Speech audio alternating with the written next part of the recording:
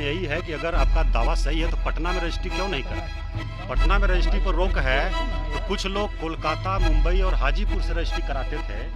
जब उसको भी अवैध घोषित कर दिया गया तो अपना गृह निर्माण समिति बना के इनफॉर्मल ट्रांजैक्शन कर रहे हैं, जिसमें अपना म्यूटेशन कर रहे हैं, क्रय विक्रय कर रहे हैं, पैरेलल रेवेन्यू एडमिनिस्ट्रेशन पूरा स्थापित किए हुए हैं। तो ऐसे लोगों को हम लोग चिन्हित किए हैं, कुछ लोगों को अरेस्ट भी किए हैं।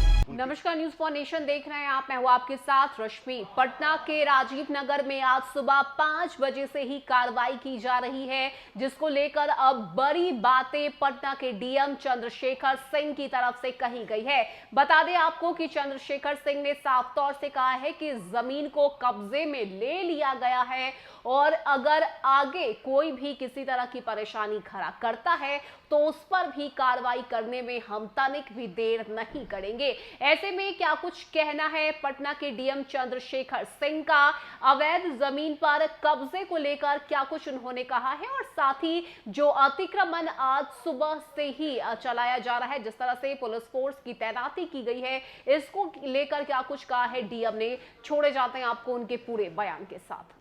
एसएसपी साहब पहुंचे हैं यहाँ और सभी लोगों को खदेड़ दिया गया है और पूरी तरह से हम लोग अपने कब्जे में ले लिए हैं और तोड़ने की कार्रवाई चल रही है और पूरा टूटने तक ये ऑपरेशन चलता रहेगा। टोटल कितनी जमीन है और कितने रकबे इन्वॉल्व हैं इसमें? अभी 40 एकड़ हम लोग खाली करा रहे हैं, जिसमें 90 संरचनाएं हैं, उनको तोड़ा जा रहा है और इनको हम लोग पूरी तरह से तोड़ेंगे। कितने लोगों को गिरफ्तार किया गया है सर? अभी 1 दर्जन लोगों को गिरफ्तार किया गया है और बाकी वीडियो फुटेज के आधार पर हम लोग चिन्हित कर रहे हैं। इनकी गिरफ्तारी हम लोग रात में करेंगे। कितनी समिति को चिन्हित किया गया है जो अवैध रूप ये इस जमीन को बेचते थे? इसमें पूरी तरह से भू माफिया, लैंड माफिया जो है वो शामिल हैं और अभी तक 3 समितियों को चिन्हित किया गया है।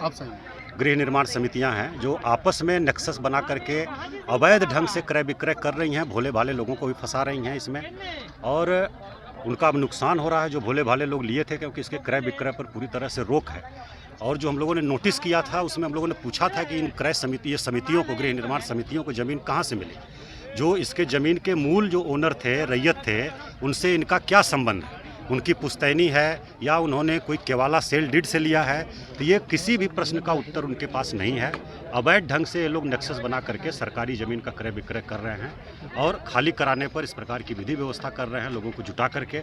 जो लोग पकड़े गए हैं उसमें हम लोग देख रहे हैं कि कुछ लोग बाहर से भी बुलाए गए हैं, सिर्फ जिनका यहाँ है वो लोग नहीं हैं, वो कम हैं, बाहर से बुलाए गए हैं। तो पूरी तरह से संगठित अपराध के रूप में यहाँ किया जा रहा है।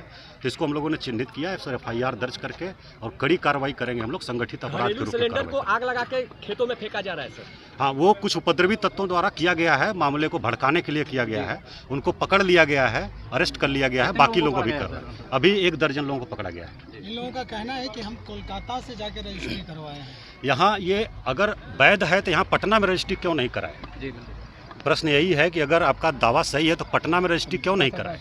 पटना में रजिस्ट्री पर रोक है तो कुछ लोग कोलकाता, मुंबई और हाजीपुर से रजिस्ट्री कराते थे। जब उसको भी अवैध घोषित कर दिया गया तो अपना गृह निर्माण समिति बना के इनफॉर्मल ट्रांजैक्शन कर रहे हैं, जिसमें अपना म्यूटेशन कर रहे हैं, क्रय विक्रय कर रहे हैं, पैरेलल रेवेन्यू एडमिनिस्ट्रेशन पूरा स्थापित किए हुए हैं।